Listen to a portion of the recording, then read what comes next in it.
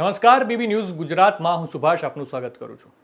વીંછિયામાં કોળી સમાજના યુવાનો પર થયેલા કેસ મામલે હાલ કોળી સમાજમાં ભારે રોષ વ્યાપ્યો છે। આ મામલે સમસ્ત ઠાકોર અને કોળી એકતા મિશન ગુજરાત દ્વારા 9 માર્ચે સંમેલન યોજવાની જાહેરાત કરવામાં આવી છે। જો કે આ સંમેલન પહેલા જ કોળી સમાજના તમામ સંગઠનો, મંડળોના પ્રમુખ, મંત્રીઓ, સામાજિક આગેવાનોને ગાંધીનગરમાં બોલાવવામાં આવ્યા હતા। આ બેઠક ગાંધીનગર સેક્ટર 20માં સર્કિટ હાઉસ ખાતે મળી હતી। ત્યારે આ બેઠકમાં મોટી બબાલ થઈ હોવાનું સામે આવ્યું છે। મળતી માહિતી મુજબ ગાંધીનગર સર્કિટ હાઉસ ખાતે સમસ્ત કોળી અને ઠાકોર સમાજ એકતા સમિતિ ગુજરાત દ્વારા કોળી સમાજ મહાસંમેલનનું આયોજન વીંછિયા ખાતે કરવામાં આવ્યું છે।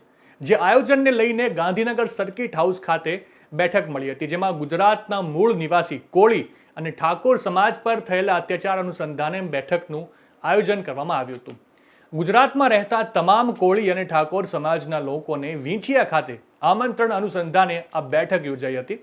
બેઠકની શરૂઆતમાં કેટલાક યુવાનોએ પોતાના સમાજના આગેવાનો સામે પ્રશ્નો ઊભા કર્યા હતા અને ઉગ્ર બોલાચાલી થઈ હતી। ત્યારે સમાજના આગેવાનોએ જણાવ્યું હતું કે એક મેસેજ ફેલાવવામાં આવ્યા છે કે આ રાજકીય સંમેલન છે, પરંતુ સૌ કોઈ, ગુજરાતના તમામ લોકો જાણે છે, યુવાનો જાણે છે, તમામ આગેવાનો જાણે છે કે આ માત્ર ને માત્ર એક સામાજિક સંમેલન છે।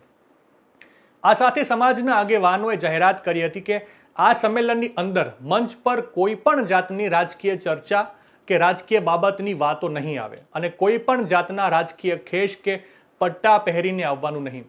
માત્ર ને માત્ર સમાજના હક અને અધિકાર માટે અને ન્યાય માટે, ન્યાય મેળવવા માટેની આ લડાઈ છે અને જે કોઈને મંચ પર આવવું હોય એને જાહેર આમંત્રણ છે। એના માટે આ સંમેલનના દ્વાર ખુલ્લા છે અને જેને આવવું હોય તે પોતાના રાજકીય વાઘાને પગરખા નીચે ઉતારીને આ મંચ પર આવવાનું રહેશે।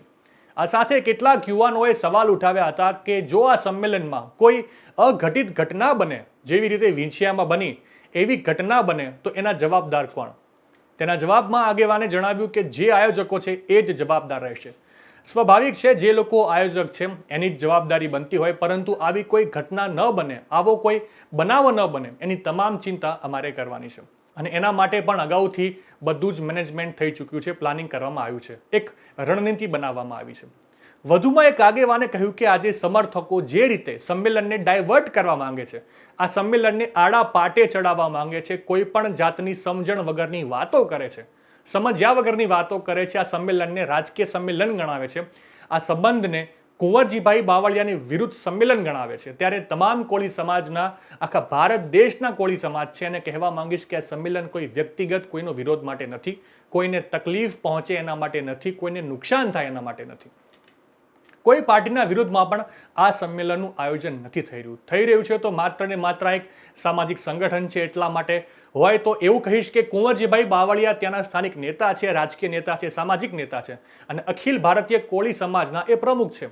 ત્યારે કુંવરજીભાઈ બાવળિયાને પણ ખુલ્લું આમંત્રણ છે, જેને કોળી સમાજને, કોળી અને ઠાકોર સમાજની અંદર જન્મ લીધો છે, જેને કોળી સમાજની ચિંતા છે, પોલીસ જેને કોળી સમાજની વેદના છે, પીડા છે, તમામ લોકો સંમેલનની અંદર ઉપસ્થિત થઈ શકે છે, એને ખુલ્લું આમંત્રણ સમિતિ તરફથી આપવામાં આવ્યું છે અને ખરેખર કુંવરજીભાઈ બાવળિયા સંમેલનમાં આવશે અને આ સમિતિને, આ સંમેલનને સપોર્ટ કરશે, સહકાર આપશે, સમર્થન આપશે તો 100% એ તમામને ગમશે।